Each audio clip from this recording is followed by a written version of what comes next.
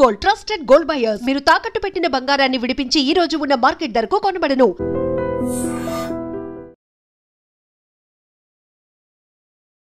Firstly congratulations, 5 million దాటేసింది కాబట్టి song. అది కూడా 2 weeksలో. 2 weeksలో ఎలా? ఏమైనా పెయిడ్ వ్యూస్ అవన్నీ లేకపోతే జెన్యునే? అంటే మా మీద జనాలకున్న ప్రేమ అలాంటిది. అండ్ సాంగ్ గురించి చాలా వెయిట్ చేయించిన ఆడియన్స్ని. దాని రకంగా పెట్టిన రోజే 1 million దాటింది. పెట్టిన రోజే పోస్ట్ చేసిన మార్నింగ్ 5 o'clock ఏం పోస్ట్ చేసినండే, నైట్ వరకు 1.2 million వెళ్ళింది. నా ఛానల్లో ఫస్ట్ వ్యూవర్షిప్ 1 dayలో 1 million అంటే అదే. అసలు రావమ్మ సీతమ్మ సాంగ్ ఎందుకు తీద్దాం అనుకున్నారు? అంటే మీరు చేసేవన్నీ షార్ట్ ఫిలిమ్స్, లేకపోతే అప్పుడప్పుడు ఇవి చేస్తుంటాయి కదా, సాంగ్ ఎందుకు అనుకున్నారు?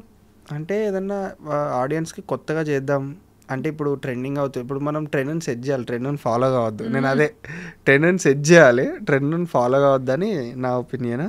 ట్రెండ్ని సెట్ చేద్దామని చెప్పి అట్లనే ఒక సాంగ్ కూడా తీద్దామని అనుకున్నా.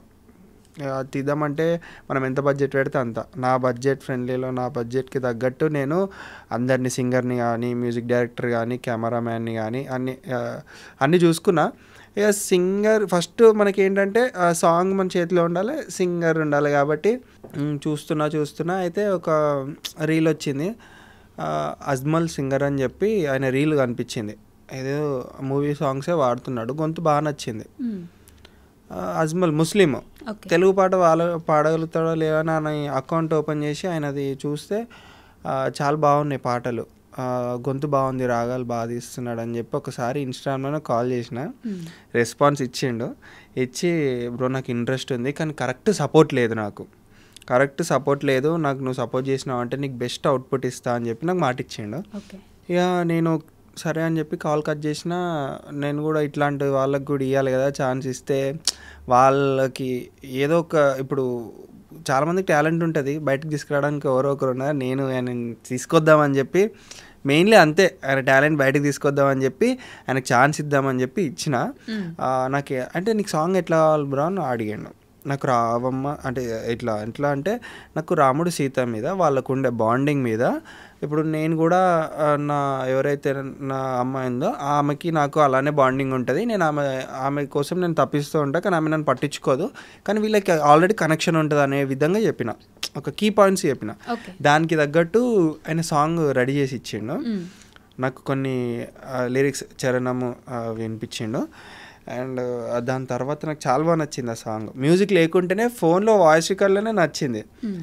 వెంటనే మనం రికార్డింగ్ పెట్టుకుందాము, మనకు బడ్జెట్లో మ్యూజిక్ డైరెక్టర్ ఎవరు అని సెర్చ్ చేసినాం.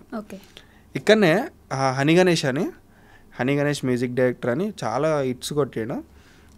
నాది ఇట్లా సాంగ్ ఉంది బ్రా అంటే సరే రండి రికార్డింగ్ పెట్టుకుందాం అన్నాడు. ఇక దాంట్లో అన్ని ఒరిజినల్ పెట్టించిన, ఫ్లూట్ అవన్నీ ఒరిజినల్ పెట్టించి ఇక మ్యాజిక్ తెప్పించి సాంగ్ అయితే ప్రిపేర్ చేసినాక ఇక సాంగ్ ఫస్ట్ విన్నాక ఇది నా సాంగేనా ఆ విధంగా ఉంది నిజంగా. ఫస్ట్ సాంగ్ ఇది నా సాంగేనా, నేనేనా వాడిపించింది, సింగరే పరిచయం అవుతుండు, అరే ఇది నా సాంగేనా, నేను వాడిందేనా, ఇది ఇంత బాగా వచ్చింది ఏంది బీట్ తోటి అని అంటుండు.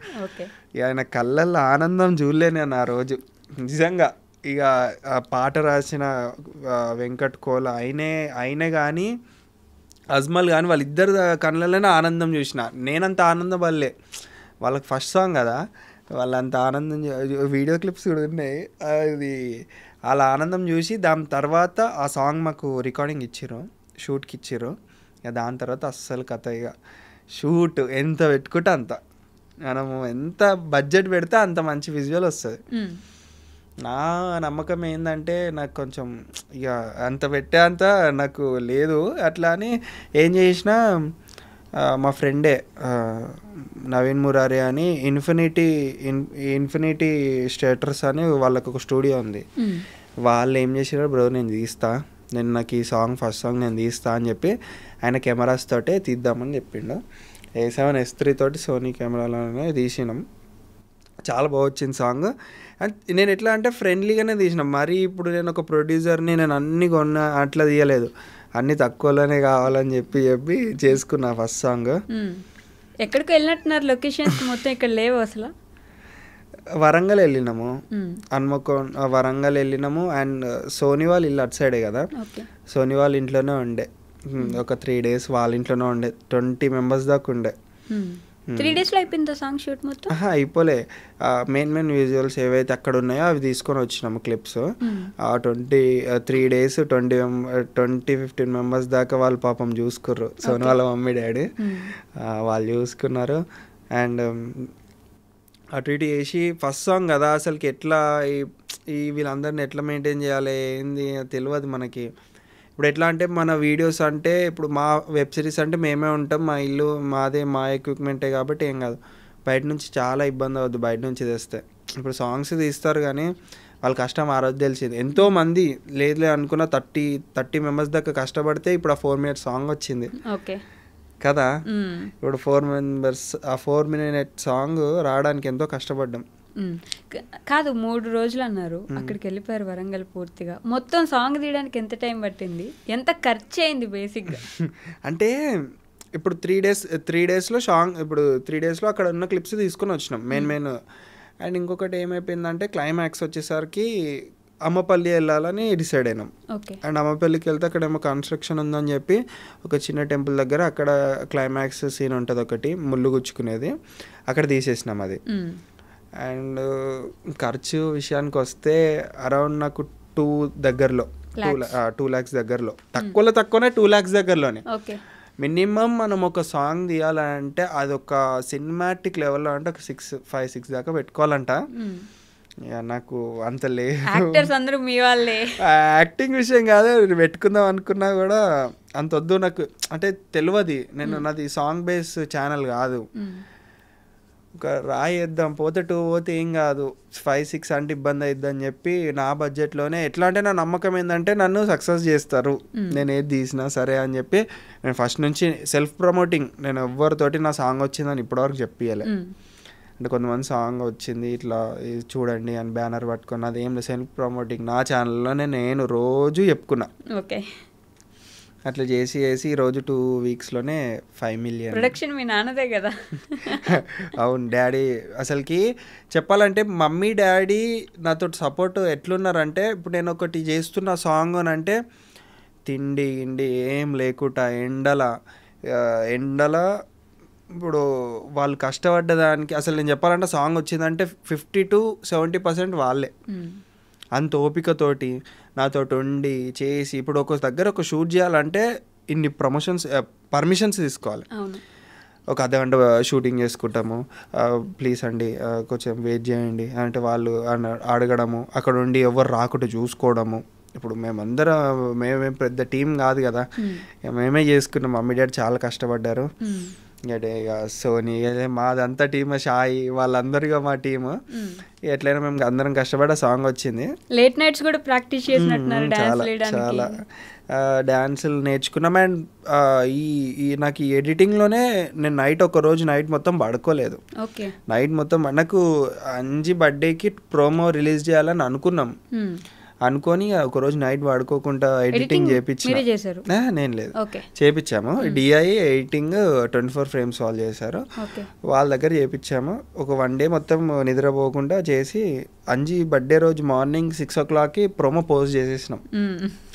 పోస్ట్ చేసిన July 21కి, అండ్ July 26కి ఏమో సాంగ్ రిలీజ్ అయింది.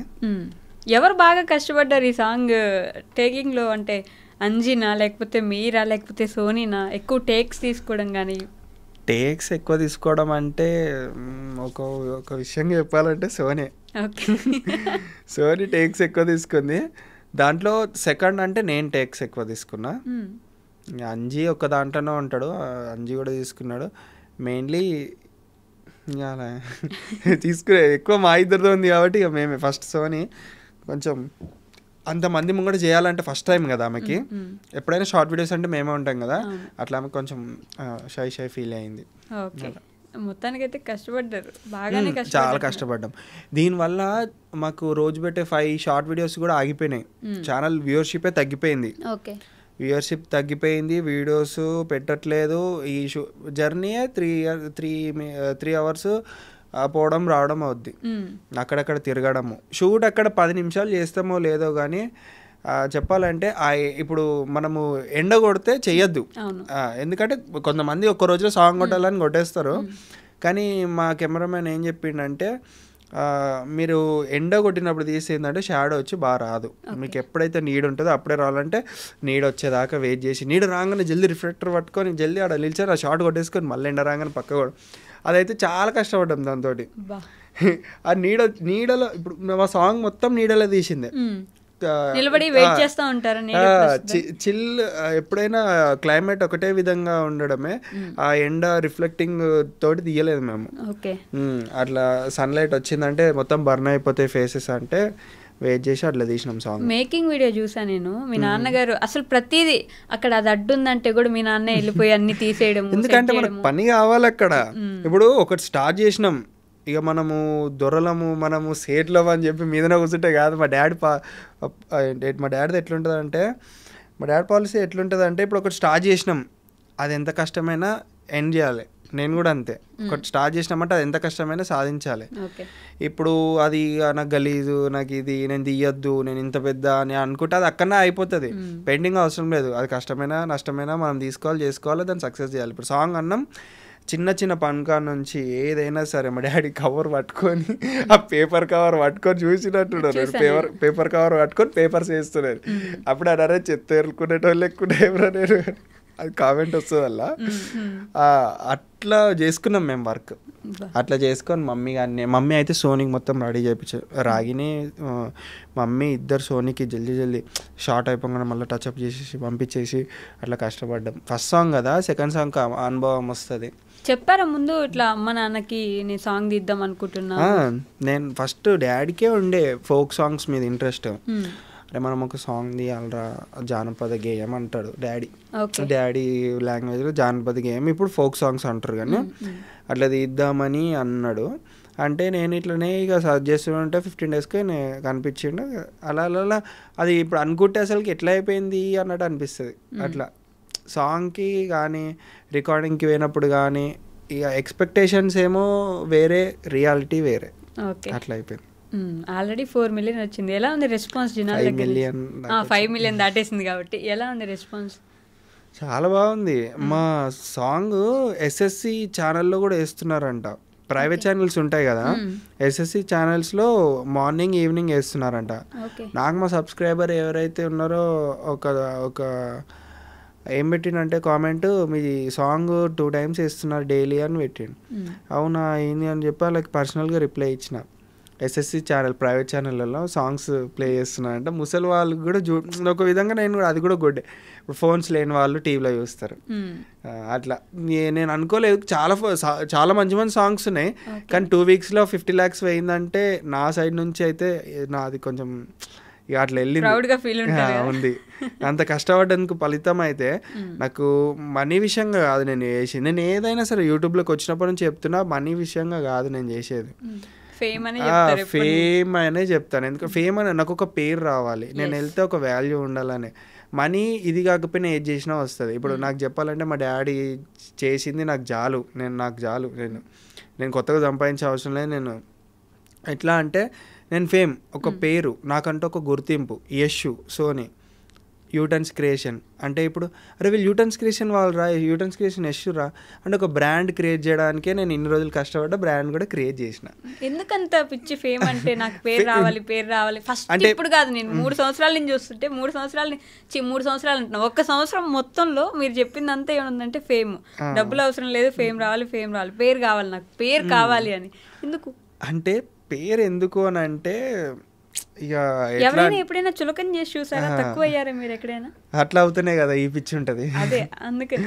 And for more videos, please subscribe to iDream. Please subscribe to iDream. Please subscribe iDream. And please subscribe to iDream. For more videos, subscribe to iDream. please like, share and subscribe to the channel. Congratulations, iDream. Subscribe to iDream. Subscribe to iDream. So subscribe to iDream Media. iDream ki iDream team andarki huge congratulations. Please subscribe iDream Media. Please subscribe to iDream. Subscribe iDream. Please subscribe to iDream. iDream అంటే నా కళల channel subscribe చేసుకున్న నోరు తిరుగుతలేదు, మీరైతే గంట గుర్తు కొట్టండి. For more such videos, please subscribe to iDream. Subscribe to iDream. Please subscribe to iDream. Please subscribe iDream Media. Please do subscribe to iDream. Please subscribe to iDream Media. For best entertainment and information, please subscribe iDream. And don't forget to subscribe to iDream.